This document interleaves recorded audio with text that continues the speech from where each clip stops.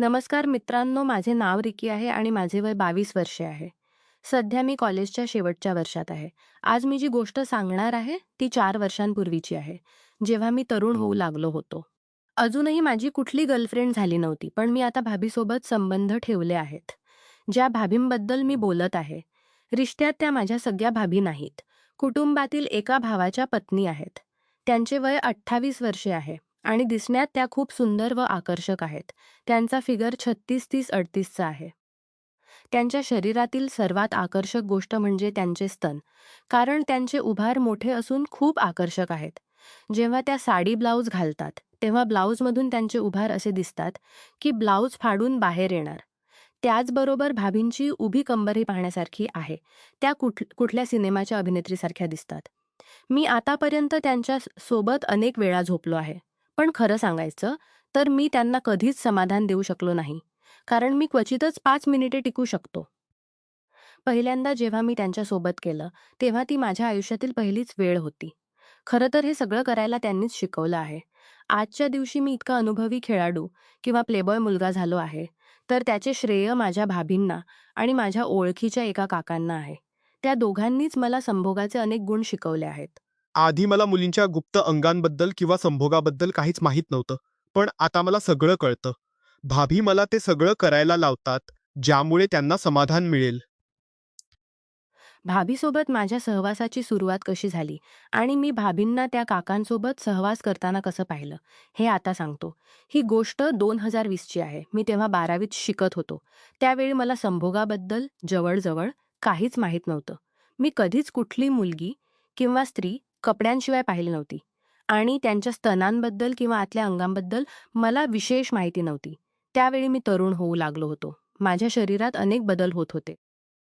जसे माझ्या हळूहळू मिशा येत होत्या आणि माझ्या खालील भागांभोवती केस येऊ लागले होते. माझ्या छोट्या त्यातही तणाव येऊ लागला होता. त्यावेळी त्याची लांबी क्वचितच 4 इंच असेल. ज्या भाभींना मी केलं, त्या माझ्या कुटुंबातीलच भाभी आहेत. त्यांचे नाव रिया आहे.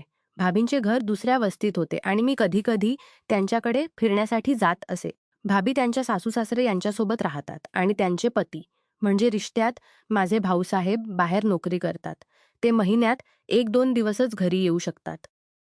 जेव्हा भाभींच्या सासू-सासऱ्यांना कुठल्या कार्यक्रमात, जसे लग्नात बाहेर जावं लागतं, तेव्हा मला भाभींसोबत राहायला सांगितलं जातं. मीही आनंदाने भाभींसोबत त्यांच्या घरी राहतो. वस्तीत एक काका त्यांच्या घरी राहतो. भाभींना अजून मुलंही नाहीत. त्यांचे वय 44 वर्षे आहे.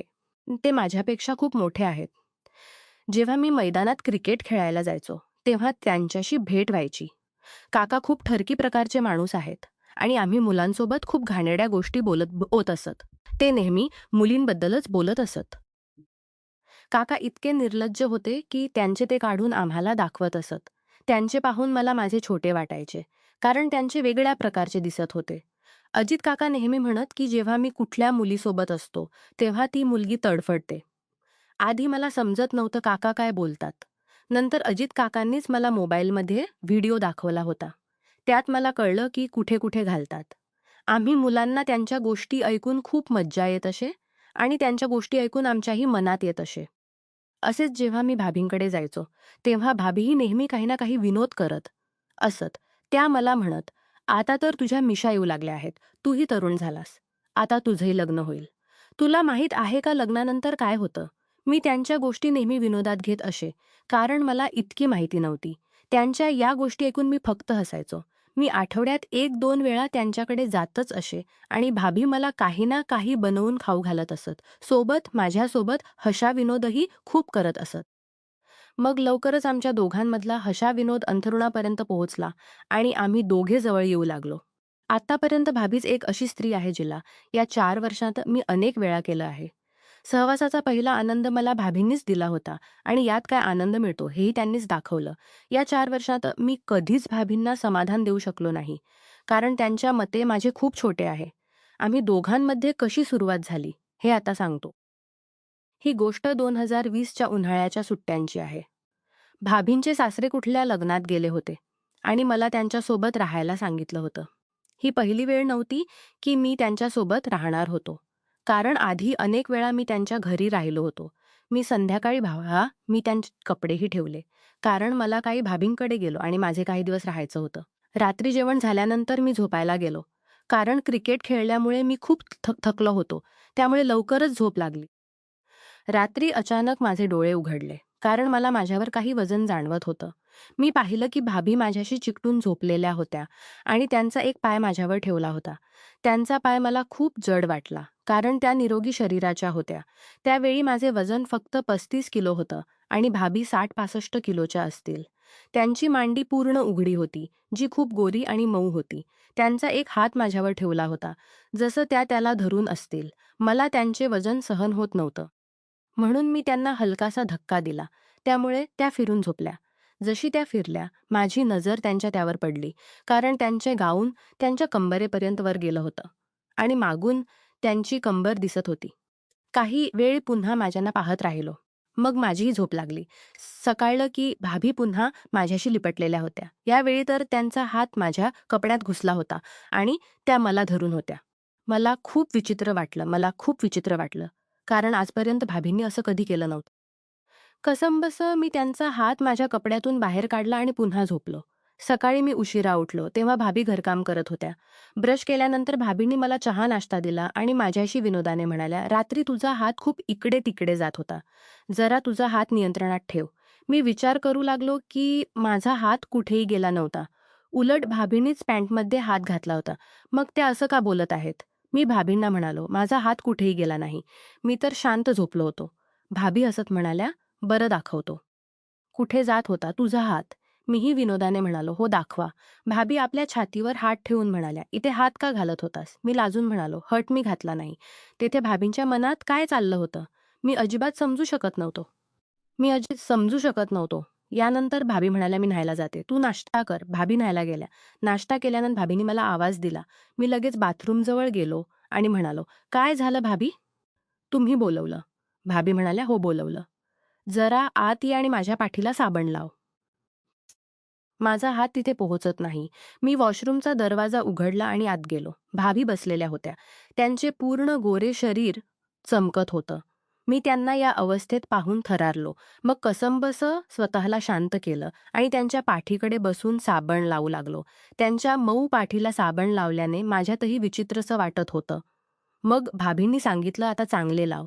आणि त्याच वेळी त्यांच्या बाजूने त्यांच्या मोठ्या-मोठ्या स्तनांचा अर्धा भाग मला दिसत होता. त्यावेळी माझे हात आपोआप थरथरत होते. भाभी म्हणाल्या, "तू तर थरथरतोयस. कधी कुणाला साबण लावला नाही का?" मी गप्प राहिलो. मग त्यांनी मला पाठ घासण्यासाठी सांगितलं आणि मी हातांनीच त्यांची पाठ घासू लागलो. त्यांच्या पाठीच्या मधून साबणाचा फेस वाहत खाली जात होता आणि तो फेस आत जात होता. माझ्या थरथरत्या हातांना भाभींनी जाणलं आणि म्हणाल्या, "तू तर इतका लाजतोयस. लग्नानंतर काय करशील?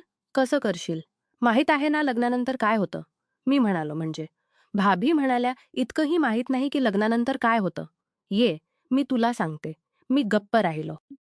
मग भाभी उठल्या तर मीही उठलो. अचानक भाभी माझ्याकडे वळल्या आणि त्यांचे मोठे-मोठे उभार पाहून मी थक्क झालो. मी आतापर्यंत कधीच कुठल्या स्त्रीचे उभार पाहिले नव्हते. भाभींना अजिबात लाज वाटत नव्हती. मी माझे नजर राहू देते. मी माझे नजर खाली केले होते. भाभी म्हणाल्या, "चल आता मी तुलाही स्वतः न्हाईन." भाभी म्हणाल्या, "अरे तू का लाजतोयस? तुझ्या भाऊलाही तर मीच न्हाऊ देते." जेव्हा ते इकडे येतात. यानंतर भाभी स्वतः माझे कपडे काढू लागल्या आणि मग भाभींनी माझ्यावर पाणी ओतलं आणि साबण लावू लागल्या. माझ्या पूर्ण शरीरावर साबण लावून भाभींनी अचानक मला त्यांच्याकडे ओढलं आणि मी सरळ त्यांच्या उभारांना टक्करलो. माझे चेहरा त्यांच्या शरीराशी चिकटला होता. भाभी माझ्याशी लिपटल्या आणि मला हाताळू लागल्या. मला खूप विचित्र वाटत होतं, पण सोबत खूप मज्जाही येत होती. मी कुठला विरोध केला नाही. फक्त भाभींशी लिपटलो आणि त्या मला वरपासून खालपर्यंत हाताळत राहिल्या. काही वेळानंतर माझेही हात चालू लागले आणि मीही भाभींना हाताळू लागलो. त्याच वेळी भाभींनी त्यांचा हात माझ्या पाठीवर ठेवला. काही वेळानंतर भाभींनी त्यांच्या कंबरेवर माझा हात ठेवला.